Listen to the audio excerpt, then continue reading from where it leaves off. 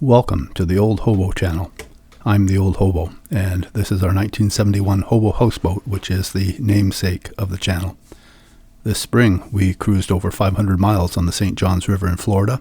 My wife and I spent 21 days on the water, exploring as many creeks and springs as possible. I'll be releasing our trip in segments, so please subscribe to see the entire series as it's released, and also for other Old Hobo content. Subscribe and like it if you find it helpful or interesting. This is episode 2, covering days 3 and 4. You can see on the map we started at the bottom at Stark Loop Landing, up to Lake Beresford for a circuit, Hontoon State Park, and on to Drigger Island, Anchorage.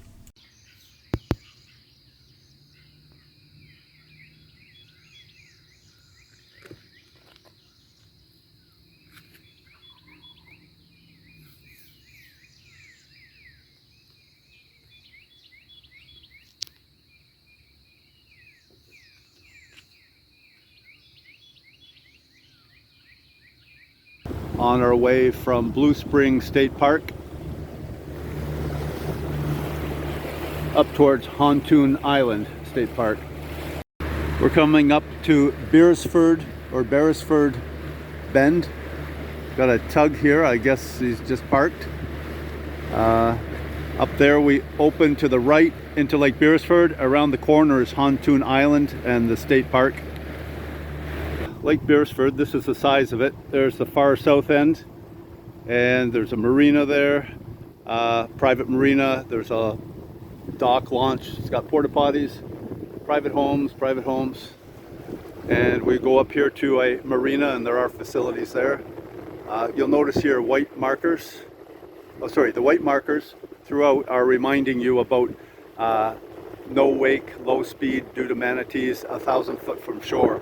And so for the marina, they've got buoys here, yellow, sometimes green, and then the entry is a red, but it's like a channel down the middle, and that's where the guys go high speed.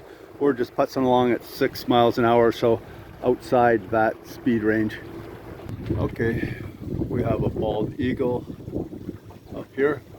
Bald eagles are not a total novelty at home, but we see a lot more of them here.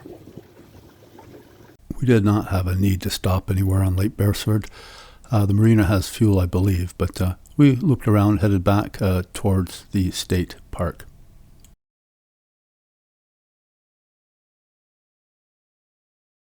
This is Hontoon Island State Park, and we are going to be docking here in a few moments. Okay, there we are. We're just parked. The park is open for day use only right now. This is Hontoon Island State Park. There's power and water, and it's actually active for day use right now, but no overnights allowed because I don't know if you can see watermarks, but they had water up to here a couple of years ago. One hurricane flooded everything, so I had to renovate all the buildings. All here is just down to the studs in here. They are awaiting permitting before they can allow occupancy, and they have way off that way, they have cabins you can rent. There's primitive camping, all sorts of things. So they're very nice here. A young woman here says we can use the showers for free, no fee. Usually it's, I think I saw posted $8. We can top up our water, which is what we need to do, and we can take a shower. Yeah, that's definitely going to be nice, and we'll enjoy a walk around the park. We're going to go around to the far side of the island. There's a Hontoon Dead River. I think that's where we might anchor. We're going to see. I think that's where we might anchor for the night. And I'm walking out here to the St. John's. And we're actually looking this way. We're south more or less. There's a bend in the river, but we look this way. That way was Lake Beresford. There is back down towards Sanford, and then we head on up that way is towards Jacksonville.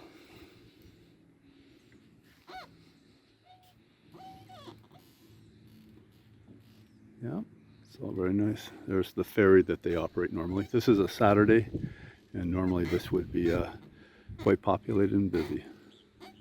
And how it's free right now, and that's for us. If it's free, it's for me. Well, we got things together, a little water, and went for a walk. We took the gravel paths only that led about a mile back to the campsites and the cabins and tenting areas. There were other trails, but they were too wet to walk on, and we didn't have the time.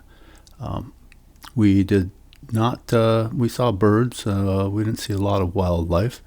There's a four-legged kind we saw, and this one other guy here.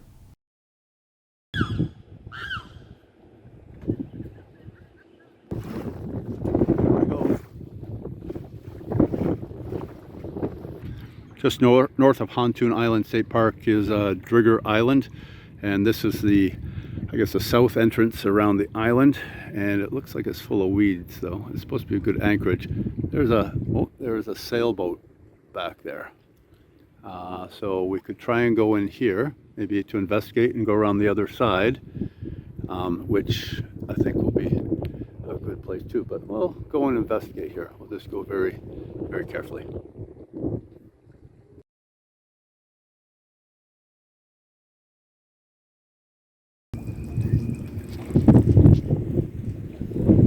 Seven feet,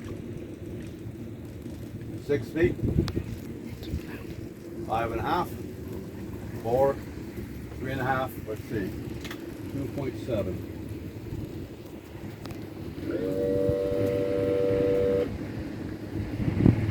No, 2.4.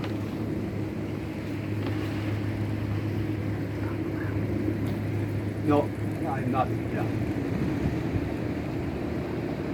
Okay, we're just at 2 feet. I don't know here.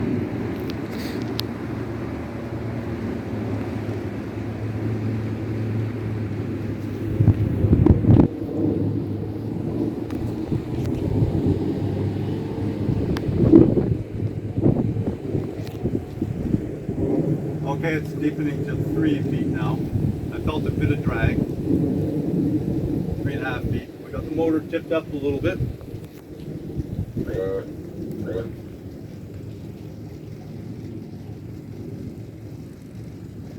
3.5 feet.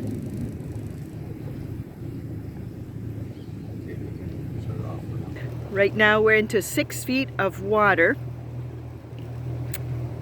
and we're just going by Drigger Island.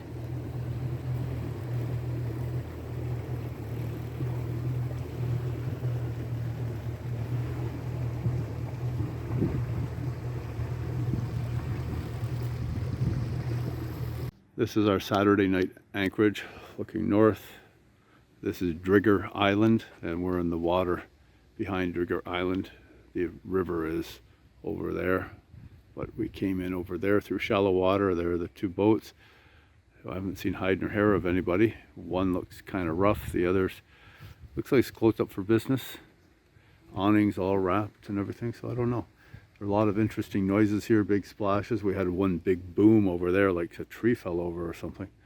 And we got a lot of little occasional bits of wildlife. Not too many bird sounds though. So we had a good supper and a quiet night to end day 3. Day 4 was one of the most beautiful parts of the trip, and I was looking forward to it. We headed north a ways on, not very far on the river, and we cut off to the east on the Highland Park Canal cutoff, and it cuts through the Lake Woodruff wilderness area, and that's very beautiful, narrow creek, very windy, and we end up in Lake Woodruff, and we go across the shallow Lake Woodruff. It was a little rough. We get up to another creek, I'm blanking out on the name at the moment, up to DeLeon Springs, really beautiful, and then we doubled back, and we went to anchor on Tick Creek, next to Tick Creek Island. So all in all, it was a very, very nice day. Here are some pictures. Just a mile or so north of the Drigger Island anchorage is the Highway 44 bridge, and this is the St. John's Marina North. There's one on the north side here, you see, and also on the south. I think they're managed by the same folks now. We stopped there for gas, and that was our first fuel stop.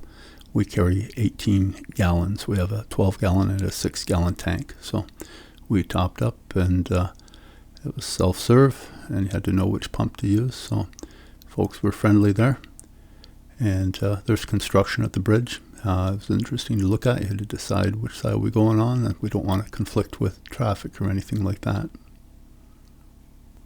Right beside marker 38 was the entrance to the Highland Park Canal, and it's quite a shallow entrance.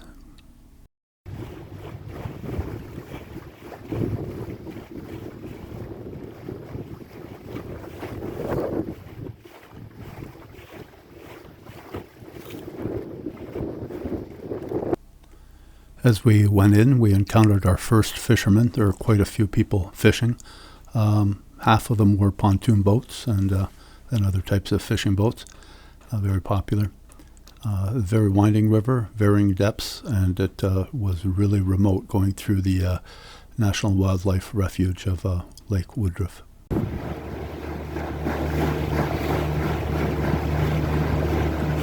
Video of going into Lake Woodruff.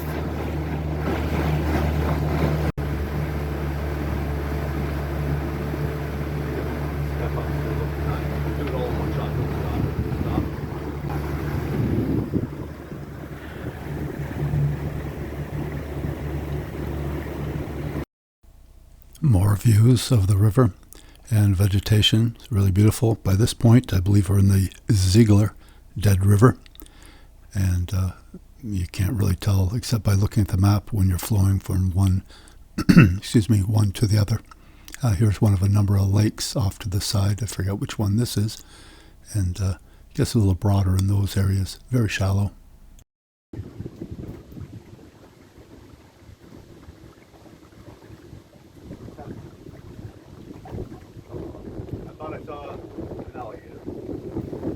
Oh man, just a log.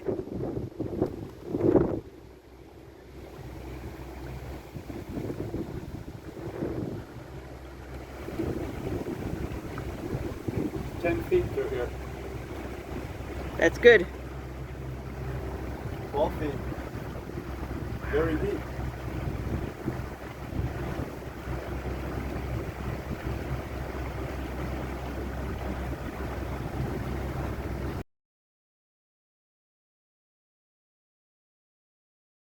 Alligator. It's right there. Where'd he go? Did he move? No, he's just still sitting there. It's hard to see.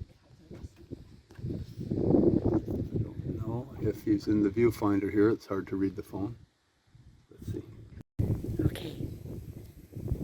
See an alligator.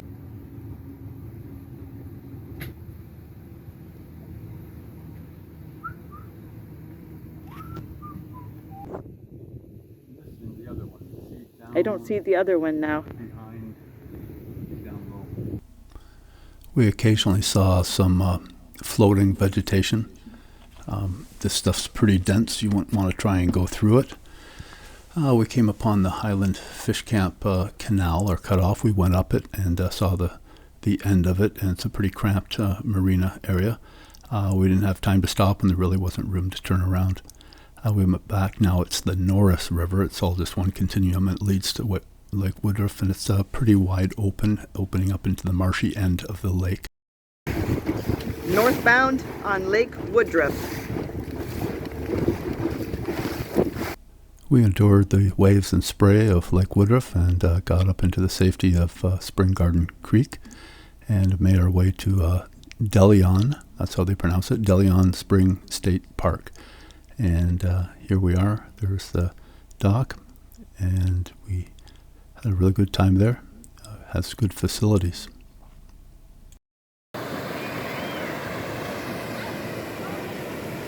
As you can see, there's a dam at the one end where it overflows, where the main spring overflows. You can swim in the spring, and it's 30 feet deep in the middle, I think. And yeah, it's all centered. All the buildings are centered around the pool. And it has a resort feel because that's what it's been for a long, long time before it was a park. DeLeon Springs, there we came in here. There's a waterfall the other side. This is the pool, all natural, 30 foot deep in the middle, 3 feet around the sides. It was private up until 1982. And it was free for boaters to come in, no admission. That's the Sugar Mill restaurant. We'll go there after a swim. After a brisk swim in 72 Fahrenheit spring water, we thought we'd go over to the mill, the old mill, and try something there. We ended up just having hot dogs, and they were just sort of so-so. We should have had the pancakes. It's a specialty. They have the griddle right in the middle of the tables, and you can grill your own there. So we headed back onto Spring Garden Creek, and then we had to cross the shallow Lake Woodruff across the top with crosswind, and that was interesting. The lake's only 5 foot deep in the very center or so. We crossed over, we found an anchorage just into Tick Island Creek out of the wind, and it worked out fairly good for the night. Tick Island Creek anchorage. Okay, and we're in the lee of this property right here, and there was an alligator here when we started to anchor. Hey, what a perfect way to end day 4 with that full moon. We also went to sleep with the sound of gators grunting up and down the creek. So the next day we have to look forward to crossing Lake Dexter, a shallow lake, and a fair bit of weeds and fishing boats and other things to navigate to get back to the proper St. John's River. And I hope you've enjoyed this. Maybe you're going to plan your own boat trip. Maybe you're going to plan a road trip and check out some of these locations. I encourage you to do that. And it would be great if you would subscribe, and that way you'll get the next installments of these videos and also other old hobo content. So thanks for watching.